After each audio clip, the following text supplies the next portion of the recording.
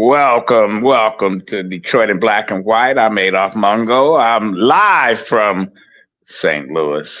We're here at McShane's. Allan Lengel, co-founder of Deadline Detroit. Good morning. Good morning. Good morning. Attorney Vanessa Moss. Good morning, Vanessa. Good morning. Good morning, everyone. Good morning to everyone that's watching Detroit Black and White, as well as our guest co-hosts. If you're watching, like, subscribe, and share. Like, subscribe, and share. Sorry I'm not in the studio today. I have a split headache. Okay, well, it'll be gone after you ran and raged over some of these topics we're going to talk about. Eric Brown, one of our contributors. How you doing, Eric? I'm all right. Busy day today, but I'm all right. Okay, and Jim Nardone, and our guest host today, the new police chief of the city of Detroit. The last time we had you here, you were the deputy mayor. Now you're the police chief, Todd Bettison. Good morning, Chief. Sir. Hey, it's a pleasure to be here as always. Hey, listen, before we get going, I just wanted to say we had some busy events the past week or so, the tree lighting and the Thanksgiving Day parade. How did that go, Chief? Oh, yeah. You know, the tree lighting was really my first big test as interim police chief. Making sure that when you have a large gathering of folks, and, you know, Detroit is hot. Everybody wants to be a part of it. And so the Downtown Partnership told me that they expected about 50,000. I did a press conference before, you know, just letting everybody know what they expect, and we're going to have a nice police contingency to keep everyone safe. So I had Mission State Police. I had Wayne County Sheriff, of course, DPD is there. This is what we do. And then also just, you know, a lot of times in the past, we've had a lot of unsupervised juveniles to come down. And so just letting parents know, man, you know, it's okay for the kids. We want them down there, but just come with them, you know. Listen, I can tell you this. It exceeded my expectations. We had 115,000 people. It was beautiful. No incidents. We did have some juveniles that came down unsupervised. We ended up picking up about 30 of them. I gave out some parental responsibility tickets because I'm not trying to penalize juveniles, but when it comes to the parents, you know, we want to keep your kids safe. And so we just really believe in holding adults accountable. But I tell you that we got rave reviews from everybody who attended the tree lighting. If you saw the aerial shots, it almost looked like a mini NFL draft. It was amazing. Hey, Todd, I got a question. When you guys are out there and you're talking to your troops out there and saying, here's what to look out for, obviously, you know, you don't want violence. Are there pickpocketers or people stealing things, or what are the things that you are out there looking for to protect people? Most of the time, the pickpocketers come. We definitely give that type of information when it's going to be, if it's parades or big events. I remember doing that. But really, with our troops, we were just telling our troops to look out for roving groups of individuals that look like they may be getting ready to start some trouble and things of that nature. And my officers, I was out there in full uniform. I did not go home until basically downtown cleared out. And I saw the officers doing a great job with the youth, ensuring that they kept them safe. And they had a lot of patience too. So giving folks directions, making sure that people don't have medical emergencies. And I want to give shout out to the fire department as well, because it's not just police when you think about public safety. The DFD was there. And when you have large crowds and that type of capacity, making sure that everybody is safe. And for the private security and for the downtown partnership, is really all hands on deck. And I can tell you that it was just a wonderful thing. And it just sets us up for more and more conventions, because when you do big, large events successful, it lets the country know that the city of Detroit is open for big, large-scale events. It makes individuals feel comfortable with bringing their conferences here, playoffs here, and, you know, hopefully the Lions do what they need to do.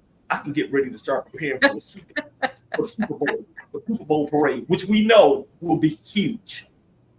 And just out of curiosity, I was, you know, that's a big event. and I was surprised they were only projecting 50,000 people. When people talk about that event, at least over the last 4 or 5 years, so to get so many projections, just threw me off because even a lot of people that I know were talking about it all week long. I think that it's a lot of excitement from the NFL draft. When everybody saw 775,000 people, and you saw those aerial shots, you see how beautiful the city of Detroit is. We have people coming from as far as Chicago, it's coming from other places that's interested now. Quite honestly, Eric, everybody gathered to see somebody light up the Christmas tree. That's amazing to me because we were all there looking and they flicked it on. It's like, okay, y'all, that's it. It's amazing, but everybody had a good time. Vanessa, go ahead. 2 things. I don't know if you know this, Chief, but we have a Grinch on the show, and he just couldn't believe all them people went to go see them light up a Christmas tree. Well, then he gonna ask you about it anyway. I'm not throwing nobody under the bus. I'm just saying what I'm saying. But I just got run over. I want to ask you about something else. Yes. I'm always gonna ask you something different. I'm going to ask you about those 32 police officers that obviously, what is that? MCOs, their certification. Yeah, didn't get their certification. How much of an impact has that had on your department? 1, 2, do you know how much of an impact that's going to have on any of the cases that these officers may have arrested people, that kind of thing? Can you expound on that? I'm very happy to talk about that. And so, when I first heard about it, I was upset trying to figure out exactly okay, what happened? How did it happen? Wanted to wrap my arms around it. And so looking back at it is something that didn't happen with the City of Detroit Police Department. For example, we didn't have people that had left the Detroit Police Department that wanted to come back. Normally when they left, they stayed gone. The other thing is we never really had, prior to giving our officers these big raises, we never had officers leaving like the Taylor Police Department or other police departments actually wanting to join DPD. I got one kid that works in my office where he was a Wayne State police officer and he decided, hey, I want to join a better, I shouldn't say it like that, but of course, I think we the best of the best, but I want to join DPD. And so he joined the department. Well, we do a great job. We normally graduate about 40 officers a month out of our academy, straight, never had a certificate, going through the academy, and we do a good job of graduating them. The officers that are being reinstated, when you leave a department, so when they separate from Wayne State, for example, at that point, Wayne State goes into the system, the mitten system through MCOs, which is Michigan Commission on Law Enforcement Standards, goes into the system and says that they have separated from the department. They have to do that within 3 days. At that point, after 3 days, they go into an inactive status, their certification. The Detroit Police Department has folks over at the training section, and it was a person that was their job to do. They're supposed to enter them in as, okay, we have them now, so that their certificate can be activated, stay active. That didn't occur. I have a person, it was one person responsible for the job. The individual went out sick, and it was some things where it wasn't backup and redundancies. And now that's how we get to a point where we had 32 officers that had certificates, but it went into a inactive or either a lapsed status. And so I've talked to the director of MCOs. We're working on fixing that ASAP. That'll be resolved shortly. But does it have an impact on public safety? No. I graduate 30 officers or 40 officers roughly every month. I have a department of approximately 2,604 officers that are sworn. And so this is a little bump in the road for us as far as the impact to public safety. I was able to handle the tree lighting. I was able to handle the Thanksgiving Day parade and still cover the neighborhoods as well. So it's not impacting public safety. But the Ms. Moss, I know that you are an attorney, and so now you're looking at the case aspect of it. And so I can't tell you exactly as far as speculating and looking into the future with that piece, but what I can tell you is I got a law department, I got lawyers, and we'll let our lawyers sort through that. I've been in contact with the prosecutor, and so she's looking at things on her end, and I will never speak for her. So, but I'm feeling comfortable in that we're going to be just fine. Were you blindsided with that information, or did you see it coming? Did anybody alert you, or the outgoing chief say, you know, this is what's coming down on your watch now? You know, you inherit the cards now. You had to play the hand, and I think you played it well. We had Jim. Jim, you talked about that as a former police chief about the certification. Can you chip in on that?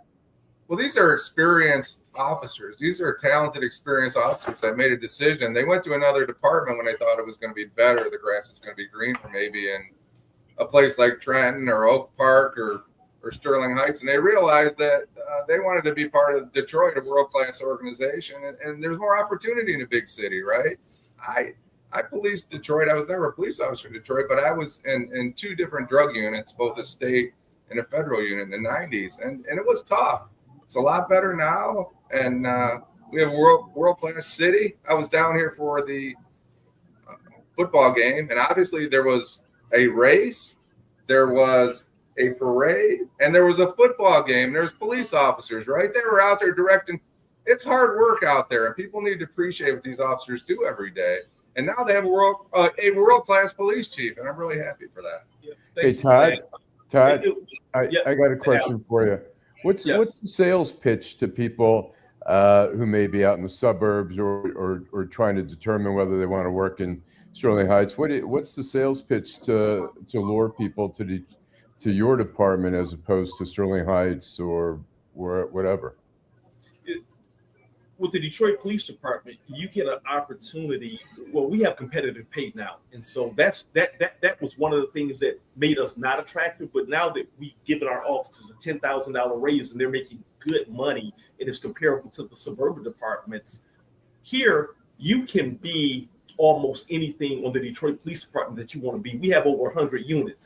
If you're in a smaller suburban department, the opportunity to work at a homicide section or a robbery unit or to go to aviation. A helicopter. You're not going to be flying a helicopter in Lincoln Park, right? Yeah, that won't happen. So if you're a police officer and you want to, be a part of a big community, in the suburban entities, oftentimes the reality of it is you're going to be on road patrol doing traffic. And so you'll do traffic maybe for 15, 16 years, and then you don't have the ability to get promoted as quickly. Here, we're promoting all the time. I tell you this, I made lieutenant, I made sergeant within 5 years on the department. I made lieutenant a year later, and I was able to do that because the opportunity for turnover is a lot greater when you're with a larger department. So that's the big thing. But I wanted to go back really to what you said about Chief White. Chief White did give me a briefing about things that was coming down the pipe. One of the things when it came to the certification, at first I was told it was like 4 or 5 officers. And then when MCOs actually sent the list, because he had been told it was 4 or 5, but when they finally got the list from MCOs, it turned out to be 32. 2 of the officers had already separated from the department. They went on to do something else or whatever. So it's really a list of 30 officers that I'm dealing with. And like I said, very, very quickly, I'll have them back on before Thanksgiving. I pull them all into a meeting. I let the officers know this is not your fault. On the administrative side of the thing, we did something wrong with the department over on that side of the house, but I'm not pointing fingers. We're going to get past this. I'll put systems in place so this never, ever, ever happens again. It's not going to be just one person's job to do this. And if that person goes off sick, everything falls down. So we're going to have check, redundancy on top of redundancy.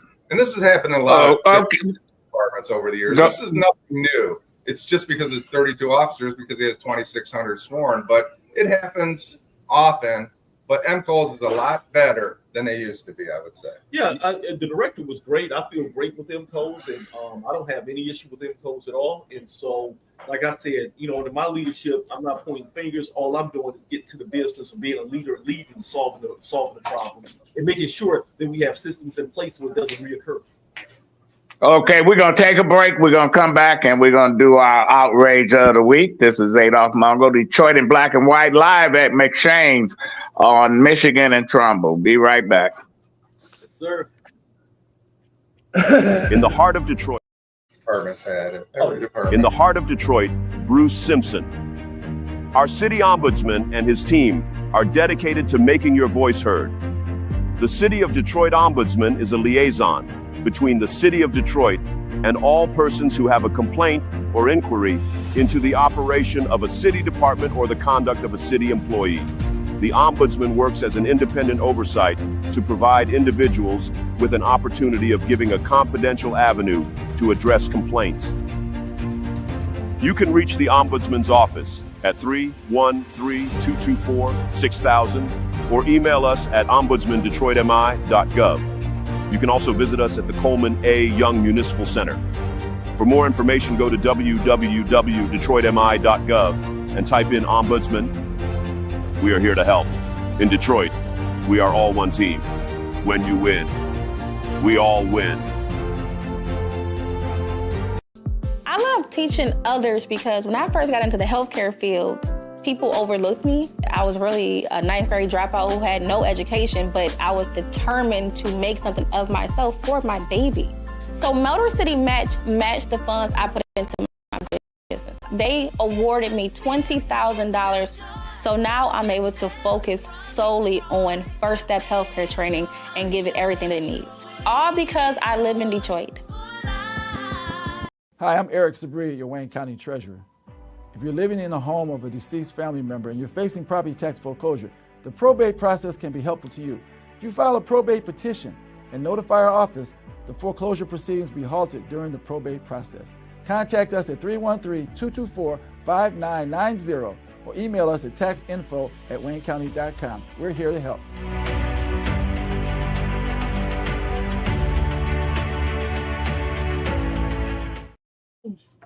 Welcome back to McShane's with Chief Todd Bettison, Jim Nardone, former police chief at Trenton, Eric Brown, literacy expert, attorney Vanessa Moss, and Deadline Detroit co-founder Allan Lengel. Vanessa, we're going to go to you. Your outrage of the week. I don't have one. Okay. Fine. I'm just going to back on you guys. I couldn't decide what I wanted to talk about. We talk so much during the week, Wednesday, Friday, and today. So I'm just gonna piggyback and give my opinions on the rest of you guys. Allan. I was going to say I'm following like this morning or last night actually in the New York Times has a story about Pete Hegseth's mom who sent an email to him talking about how she's tired of him abusing women, and the point being, look, it happens, whatever, but Donald Trump has decided to bypass FBI background checks, and also what I'm hearing is that he's decided that in the past when there have been conversations with foreign leaders, there's usually other people from the State Department or whatever listening, helping to translate, and he's decided to bypass that. I see a very scary path for where we're going here, but that's fine.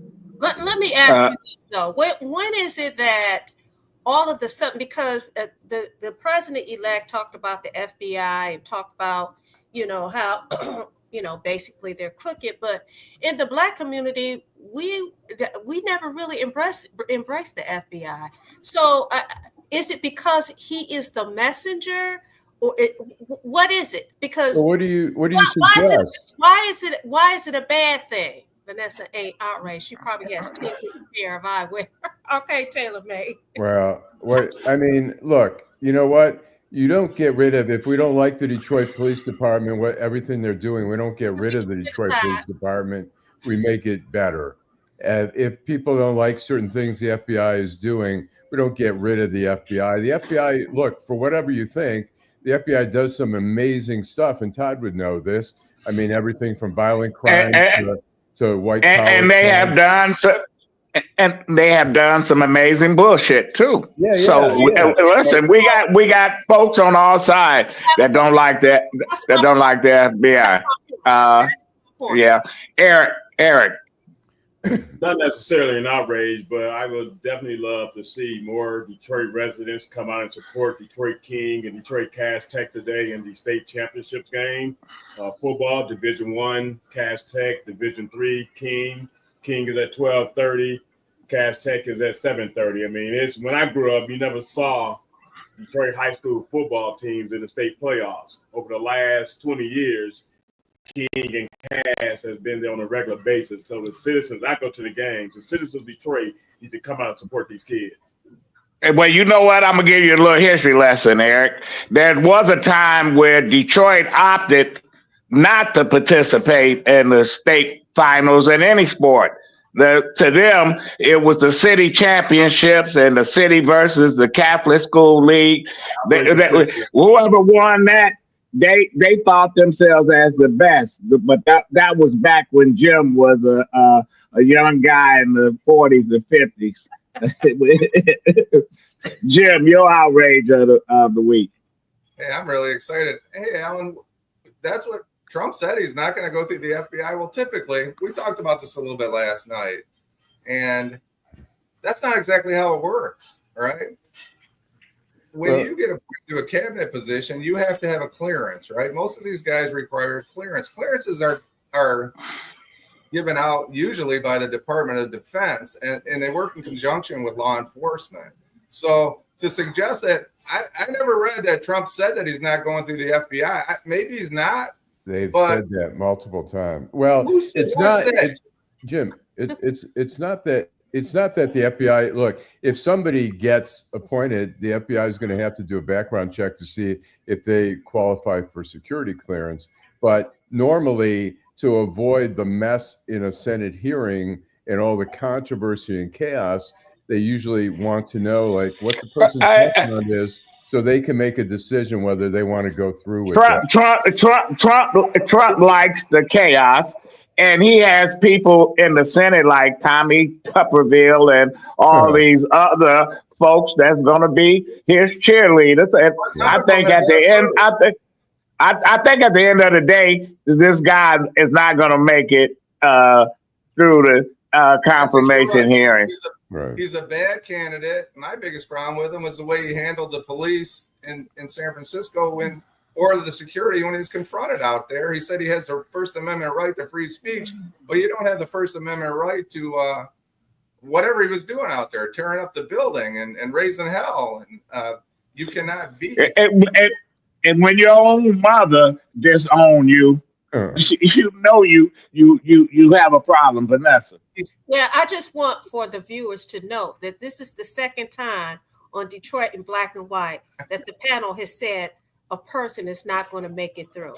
The first person was Gates. He's the second person. Let's see what happens. Let's go, Detroit Black and White. Let's go. We're at the beginning of the process. This is we're already talking about what Donald Trump is doing, right? He's not even the darn president yet. But he's acting like it. He's acting like it. Well, and the media. Go ahead, Jim. Why don't we work together? This is my outrage. Whether it's Joy Reid or Dana Nessa losing their freaking mind about saying the police aren't going to enforce domestic violence laws because Donald Trump's the president. Where in the heck are we going? This is ridiculous. The police officers don't answer to Donald Trump. They answer to their chief, who's here on my right in Detroit. And if they don't enforce domestic violence, if they don't take it seriously, the chief is going to have a question for that. Yeah, well, what are you going to do when Donald Trump become the president? And he said that the folks that stormed the Capitol on January the 6th can all go home. They're heroes. I'm a blanket part in all of them. How you deal with that? I have a question for the chief. As seeing January 6th, where there were a lot of police officers who were injured, what was your feeling about that whole thing? You know, video doesn't lie. And so when you're looking at it and we're all seeing it and we saw what happened, you go back to the emotions and the feelings. And I saw my fellow law enforcement officers screaming in pain, you know, and let me say this. We have sent officers to inaugurations from the Detroit Police Department as well as other partners do that as well. And you it's not a good thing. It gives you a sickening feeling, and so I definitely don't condone it nor support it at all.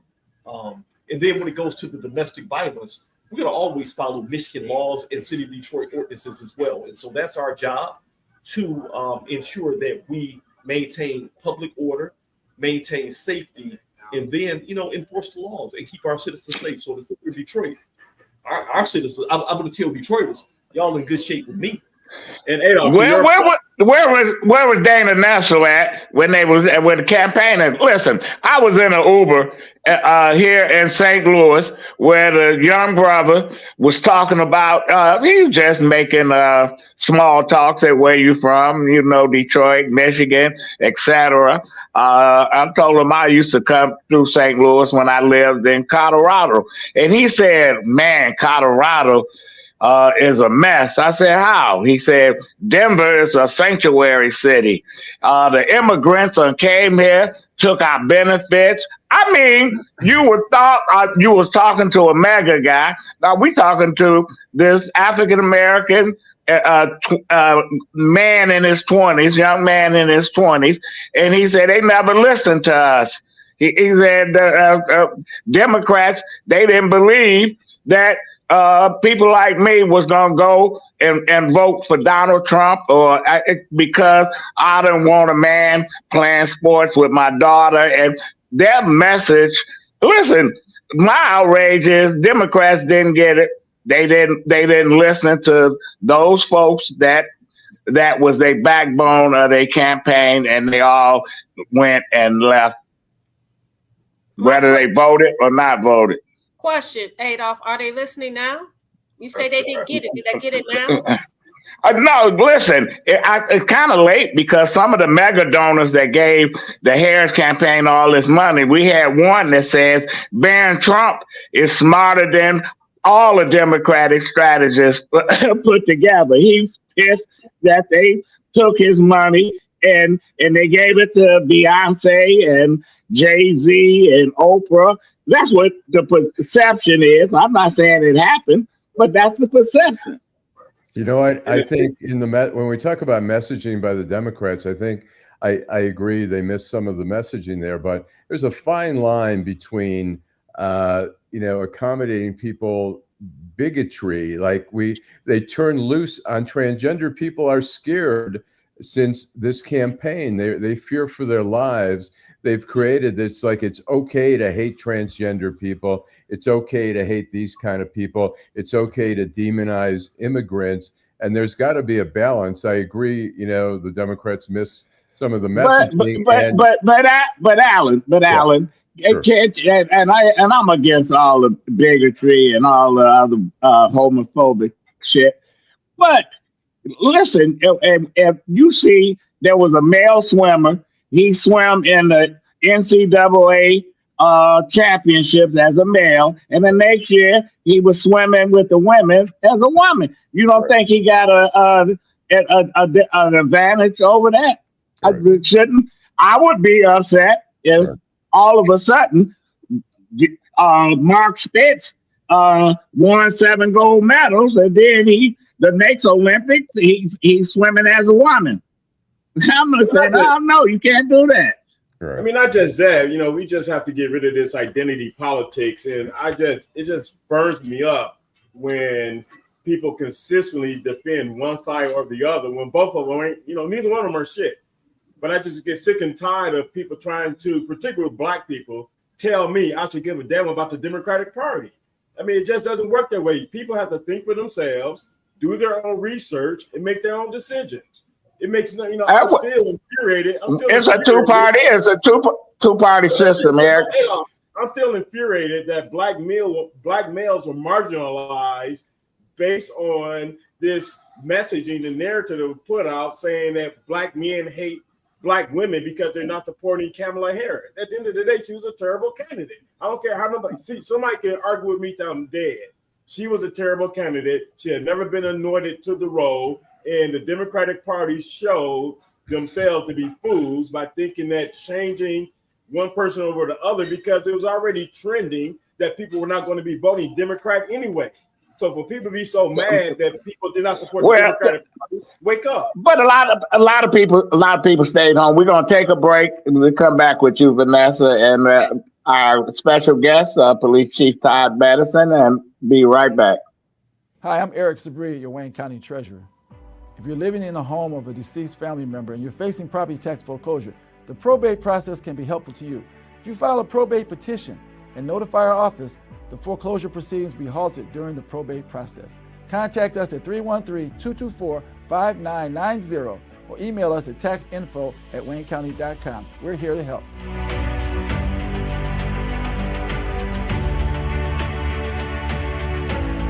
In the heart of Detroit, Bruce Simpson.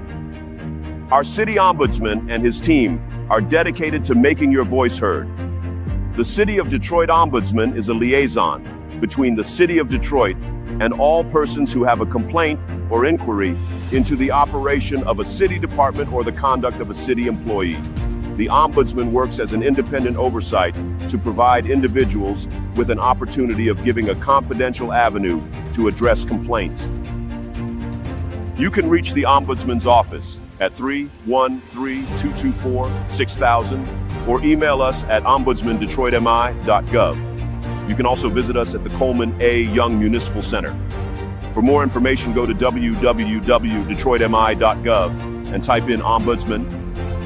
We are here to help. In Detroit, we are all one team. When you win, we all win. I love teaching. Really good, isn't it? I love teaching others because when I first got into the healthcare field, people overlooked me. I was really a ninth grade dropout who had no education, but I was determined to make something of myself for my baby.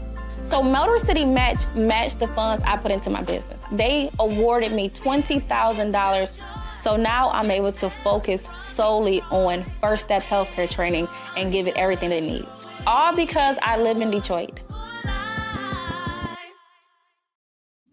Well, welcome back to Detroit in Black and White here at McShane's, Michigan and Trumbull. Vanessa, you had a comment before we took a break. Yes, I just want to give a shout out to all those people that are watching. We got some new people watching. Those people that Antoine Hayes. It's time to own fail policy. 15 to 20 million illegal migrants is unacceptable. Transvestites and classroom reading to babies is unacceptable. $500 billion in taxpayer money in proxy wars, no. We also have Jill Sheridan, who always taps in, Derek Henry, someone by the name of Eli. Thank you so much for watching Detroit in Black and White. We want you to like, subscribe, and share. Tell all your friends about it.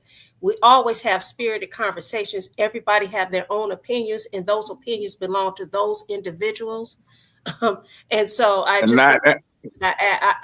mean that I acknowledge people, and I also state that all of us have our own independent opinions, and they belong to us. No question. I wanted to ask the chief. Well, the president-elect said that they're going to deport thousands of illegal immigrants. How was things done in the past when ICE came to Detroit looking for people who overstayed their visas and slipped into the country, et cetera? Yeah, so, ICE has a job to do. The Detroit Police Department has a job to do, and our job is not immigration. And so we're not doing immigration enforcement. And so even though we are not considered a sanctuary city, which we are not, we are a welcoming city. And so to, the immigrants inside the city of Detroit, we don't have the problems that many other cities have, like the Denvers. I know it's a lot worse in Chicago. New York has been horrible, but I just haven't seen the level here. But going to specifically to your question, the Detroit Police Department is enforcing local and state law. We're not immigration, so my officers are not going to be out there participating in immigration enforcement. That's just not what we do. Allan?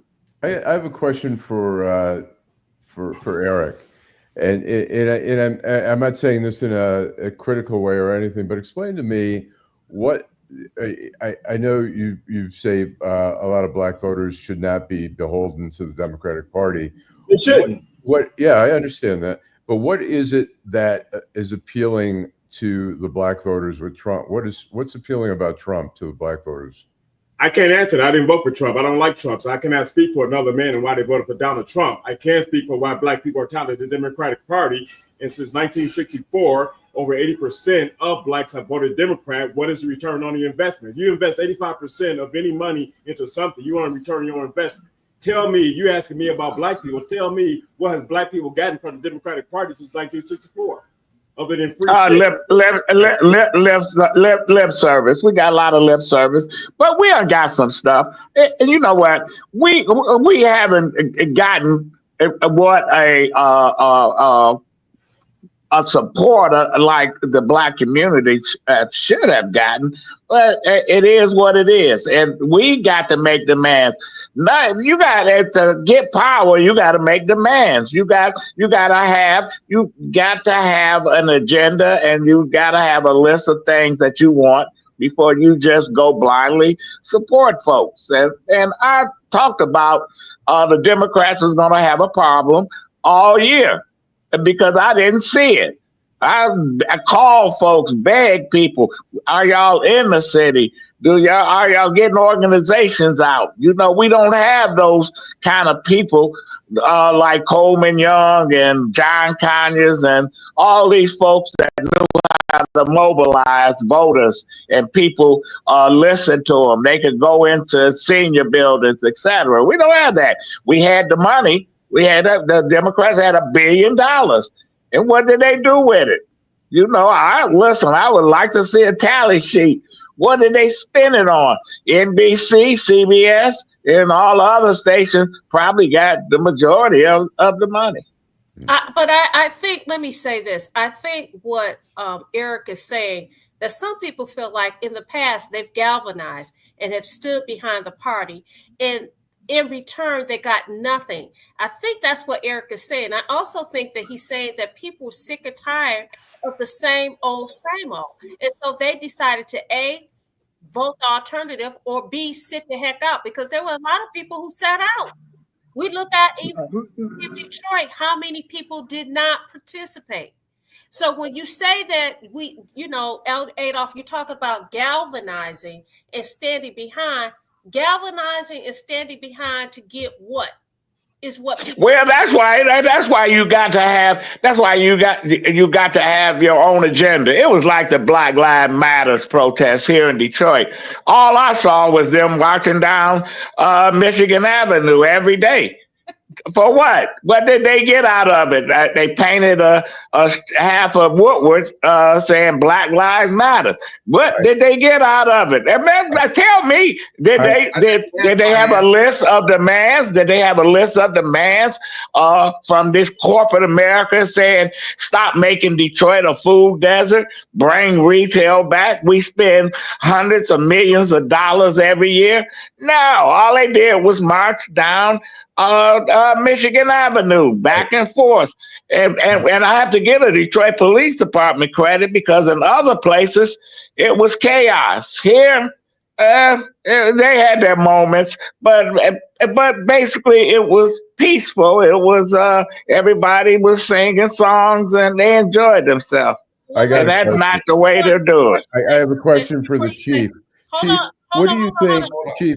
Let me just ask the chief. Wait a minute. Only one talk at a time. Go ahead. Let me ask the chief a question. Chief, somebody said that you were babbling, but you got somebody that has your back who said that you're not babbling. That people I think we should talk about it. Enforcement. I think that's something that we should talk about, because I'd like to talk about it. Detroit. Yes, this is Detroit in black and white, and we all have opinions. But guess what? The people who are watching have opinions. People who are watching are excited that the chief is here.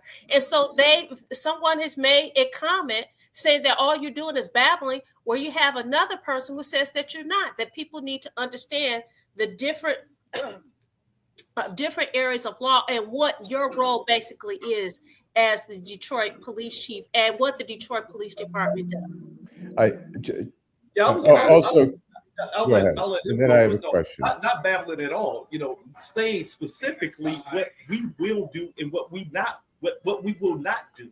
First, Antoine answered the question I think that you asked of Eric Allan, but Stedman said that made a I guess a suggestion that I think there is some distinction. I think it's Christina that made it clear is that the chief did not sit down and he's not sitting here saying he's not going to work with these federal bureaus. That's not what he said. The distinction is the Detroit police officers, Detroit police firms out there going for they're dealing with robberies, they're dealing with homicides, they're dealing with domestic violence, they're dealing with all these crimes that fall under state law, right? And local law. The federal agencies, they're at a whole different level. He has not sat here and said, I'm not going to help ICE. He didn't say that. What he's suggesting to our viewers is that the Detroit Police Department is busy enough dealing with all the issues that they have to deal with. ICE will come in. Homeland Security. We had 2 officers assigned to Homeland Security, right? So I understand a little bit about HSI and ICE, and I understand what they do, but they do something at a whole different level.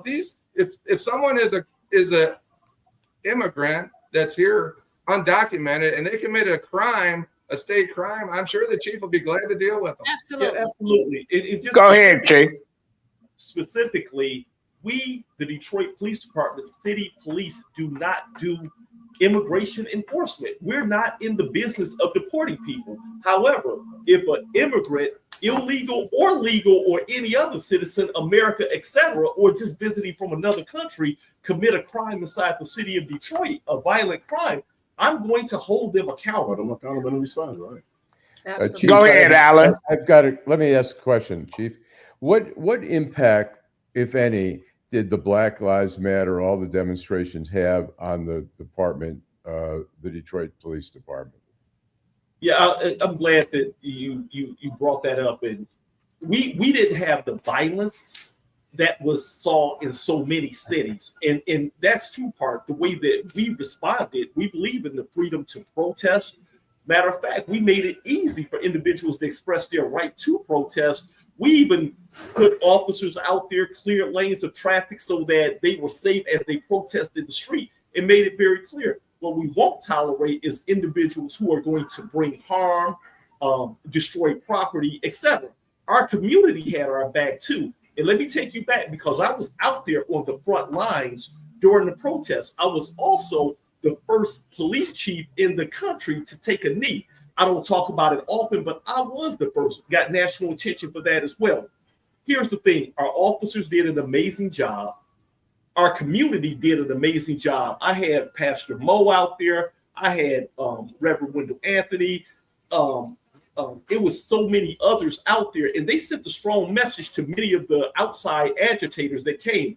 Antifa came. It was a lot of insurgents that came there as well who tried to incite violence. But our message was, hey, not in the city of Detroit. You didn't check in with the local Detroiters to really understand the relationship and the connectivity and engagement that the Detroit Police Department had with their community. If they had checked in, they would have knew that they was in the wrong place. I'm glad you. Let me ask you real quick. The policies has that whole movement made any changes to your department? Are you more aware, or does it really, was it not that impactful? It didn't make any changes to our department whatsoever, because we're already, as far as best practices, we already have best practices when it comes to policing. At one point we didn't. We went to a federal consent decree, and now the best policies that came out of that are just our policies. We have body worn cameras that our officers wear, that we enforce and mandate. Would you be surprised to know that there are so many departments in the whole state of Michigan that still don't have body-worn cameras? We already banned chokeholds. Some departments, and that's what got the whole thing started anyway. When you think about suppressing somebody's air supply, a chokehold, we don't do chokeholds. We did implement a policy of duty to intervene. That was one thing, Allan, that as a result of the George Floyd, we did implement a policy of duty to intervene, that if officers see another officer that is engaged in causing harm to a citizen, they now have to have a duty to intervene to stop that. Well, I'm gonna tell you, Allan, Black Lives Matter, whatever. Listen, I stand by what I say.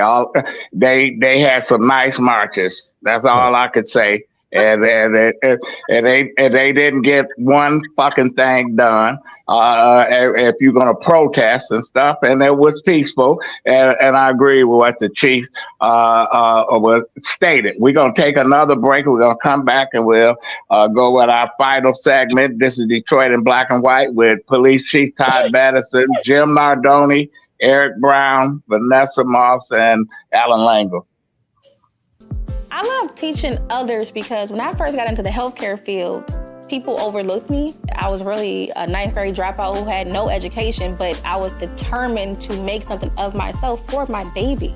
So Motor City matched the funds I put into my business. They awarded me $20,000. So now I'm able to focus solely on first step healthcare training and give it everything it needs. All because I live in Detroit. Hi, I'm Eric Sabri, your Wayne County Treasurer. If you're living in the home of a deceased family member and you're facing property tax foreclosure, the probate process can be helpful to you. If you file a probate petition and notify our office, the foreclosure proceedings will be halted during the probate process. Contact us at 313-224-5990 or email us at taxinfo@waynecounty.com. We're here to help.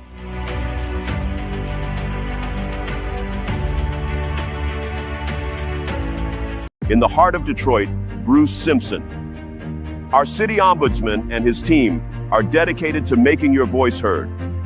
The City of Detroit Ombudsman is a liaison between the City of Detroit and all persons who have a complaint or inquiry into the operation of a city department or the conduct of a city employee. The Ombudsman works as an independent oversight to provide individuals with an opportunity of giving a confidential avenue to address complaints. You can reach the Ombudsman's office at 313-224-6000 or email us at ombudsmandetroitmi.gov. You can also visit us at the Coleman A. Young Municipal Center. For more information, go to www.detroitmi.gov and type in Ombudsman. We are here to help. In Detroit, we are all one team. When you win, we all win. Welcome back, Detroit in Black and White. Chief, since you became chief, what is some of the most important issues that you want to tackle as the new police chief? Well, one of the things that is happening, and it's happening nationwide, it happens state level, it happens locally as well. And if you ever watch the LifeLock commercials where they talk about, your credit and people can steal your identity, is one thing that's really occurring too, the house theft, where people can, with fraudulent deeds, like steal your most valuable asset, your house. And so that's one of the things that I'm really establishing right now. I'm going to have a unit that's dealing specifically with that because it's happening in the city of Detroit. And so I'm going to ensure the individual's property is secure. Another thing is that I hear from residents all the time too. Speeders on side streets blowing all these stop signs. We have a lot of traffic enforcement that takes place on the main streets, but really getting our officers to concentrate on those side streets too. So taking them somewhat off the main streets, putting them on, like your street, from Main Street to your street. And then continuing the effort. I'm an and person, so I always want to add more layers to it because I can tell you this. Violent crime is down in the city of Detroit. Matter of fact, it's down at historic lows. At the first of the year, we reported out that it had been its lowest in 6 decades, our homicides. And so this year, we're already beating that trend. And we're continuing it down. I'm looking at really coming in more than 200 homicides. And so folks out there will say, that's still a lot. But in the city of Detroit, traditionally, it was at one point, we had 300, 400, and going way back, we had 600, 800. But right now, we're continuously every year chipping away at it, getting our violent crime to be lower and lower. And those are really the things that I'm going to be focused on. and ensuring that it's overall safety for the citizens of Detroit, and working on improving quality of life too. How do we make the schools safe? Do we put more police officers in the schools, or are we still shorthanded with a lot of police officers that needed to be on the streets and not in the schools or on the buses? No, so matter of fact, the Detroit Police Department, we've taken over transit, and so we have officers that are handling DDOT, and so we have that. We have a transit unit. When it comes to schools, it's a separation of power between city and the schools. The schools fall really up under the state, and so they actually have their own police department, which is separate from the Detroit Police Department, but children are all of our responsibilities, and so they handle school grounds. The Detroit Police Department handles everything else, but I work very closely with the chief over there, and we're going to continue to support them in any way possible, and so it's all about collaboration. Chief, do you think that, like in DC, the officers who are inside the schools are part of the department? Would it make any difference if that were the case where you had control over that department, or does it not matter? I'm not gonna step into that. I know we have Nikolai Beatty, and they have their own complete separation. And so after I continue to get the homicides down a lot lower in the city of Detroit, and continue to push our carjackings down, which we're doing a phenomenal job. I'll give you an example. Carjackings are down right now 14% in the city of Detroit. And so I remember the point when it used to be like 500 a year. And so as of this year, we've had 128 carjackings. That's still too many, but putting programs like green light in place, we're over 1,000 green light locations. We know that has contributed significantly to the level of carjackings going down in the city of Detroit. But I'm looking at my crime right now. In every category of violent crime, we're down. In every category, we're down. Robberies, our non-fatal shootings are down 23%. So I have 178 fewer people shot this year compared to the same period of time of last year. So I'm going to keep on doing that, but continuing to add more and more when it comes to making sure our officers are out there supporting the community. Well, I'm an advocate of the city controlling the school system, and I said it that whoever wins the mayoral race next year, that should be part of the agenda, is to take control of the schools. And a lot of people disagree and say that the school board is the ones that should be making all the decisions, but they haven't made great decisions in the last 10 or 15 years. And I think that we do. They used to laugh at Detroit public schools for putting metal detectors in the schools when nobody else did. And we haven't had the mass shootings inside schools, but we have had mass shootings outside of the schools. And I think that we could do a better job in making our kids safe. That's just me. Adolph, are you gonna put your head in for mayor? Are you gonna run for mayor? No, I'm not. I'm not running for. I'm running away from running for mayor. Right. But to your point, Adolph, I posted last week that if anyone is running for mayor does not have education as part of their platform, step the fuck off.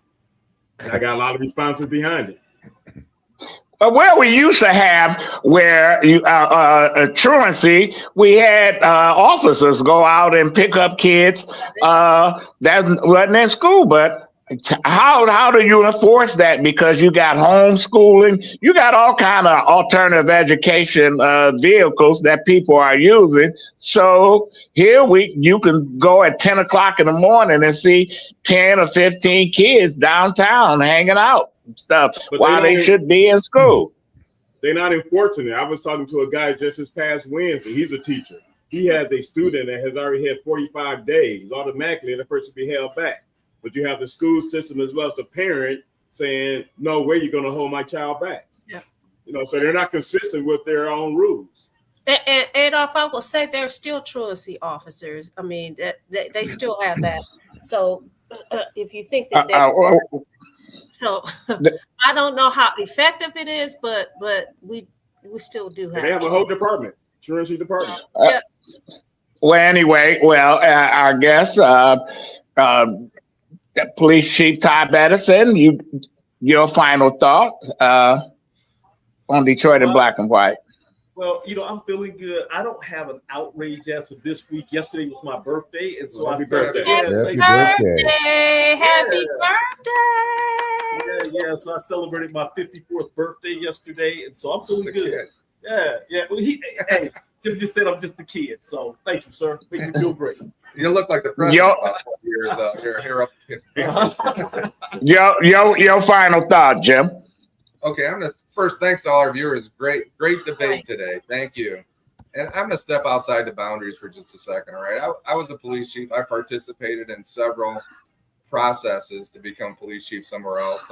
Some good, some bad. But I'm gonna tell you this: if the city of Detroit doesn't take this interim title away from this gentleman, am I right? Very soon, they're making a mistake. You're not gonna find a better police chief in Indianapolis or Memphis or Columbus or anywhere else. This gentleman has given his all to the city of Detroit from the day he was sworn in as a rookie police officer, probably close to 30 years ago. Yeah. And if you know anybody in the city, tell them to get off their butts and make this guy permanent chief so he can get on with what he needs to get done. Yeah. So Okay. So I'm looking forward to it. God, I'm feeling good about it. But what God has in store, it'll be what it be. But thank you. Okay, Eric.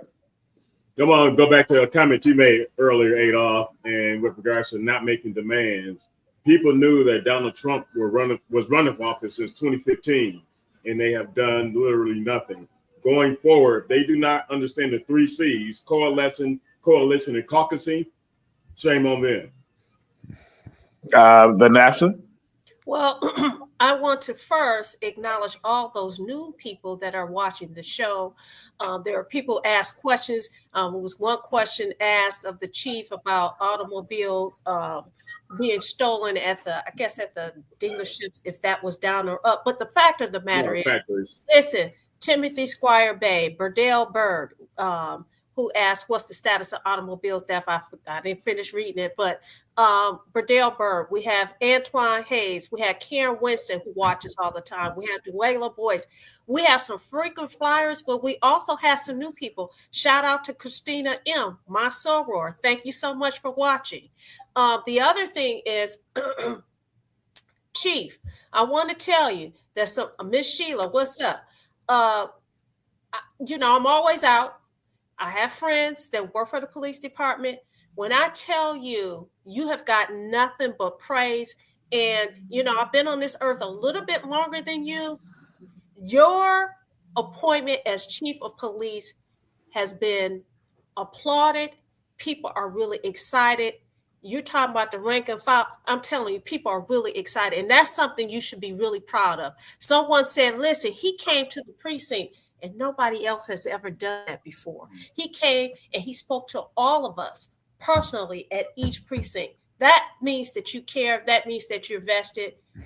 Congratulations. And catch us on Wednesday. Allan.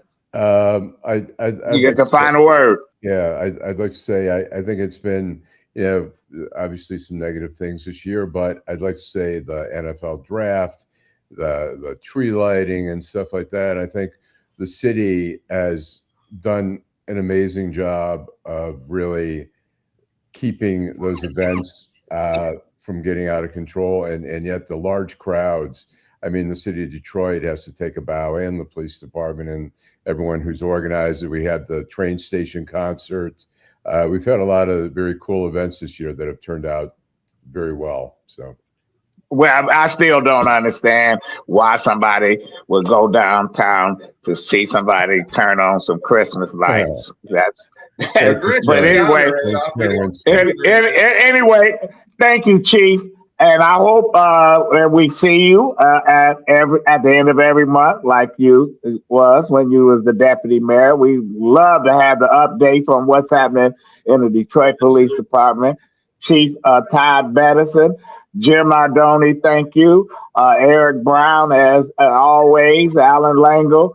Attorney Vanessa Moss said she had a headache, but she done gave a few of us on this panel a headache today. Teresa, thank you. And to all our listeners and viewers, thank you. And we'll be back on Wednesday, Detroit in Black and White.